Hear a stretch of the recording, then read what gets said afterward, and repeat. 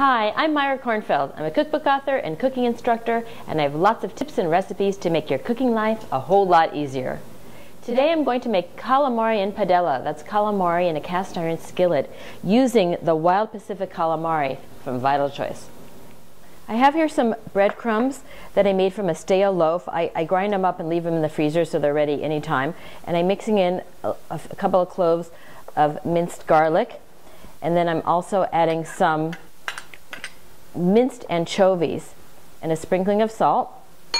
And I'm going to get these together. This is going to be for the topping. And now I just want to drizzle in enough olive oil to moisten the whole thing.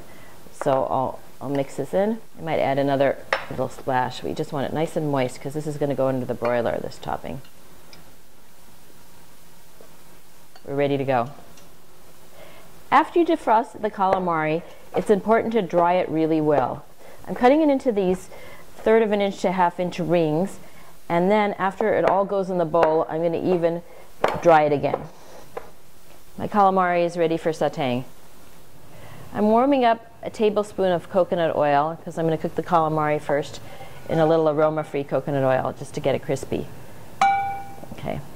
While that's warming up, I'm going to finish with the calamari because I really want to do this part last minute.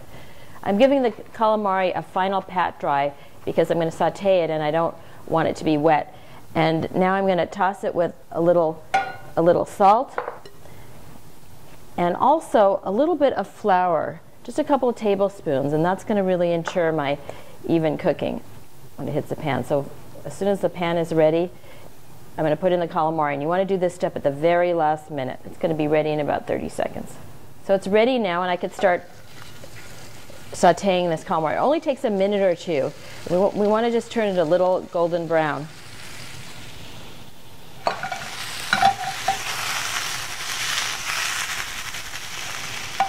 Okay, this calamari is now ready to get into the cast iron skillet.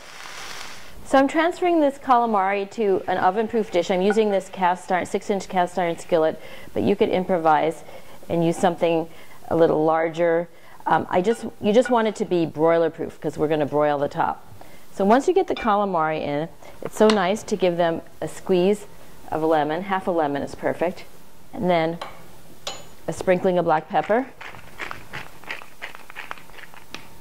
And now we're going to top them with those breadcrumbs that we just made. This is ready to go in the broiler. I'm adding this to my preheated broiler for just a few minutes. It's been about 3-4 minutes. You got to really keep an eye on the broiler so that you just get it golden and you don't burn the topping. These calamari are so tender and flavorful. So you just serve them with a little extra squeeze of lemon. Couple of minutes in the pan and then a quick stint under the broiler keeps these little babies succulent and tender.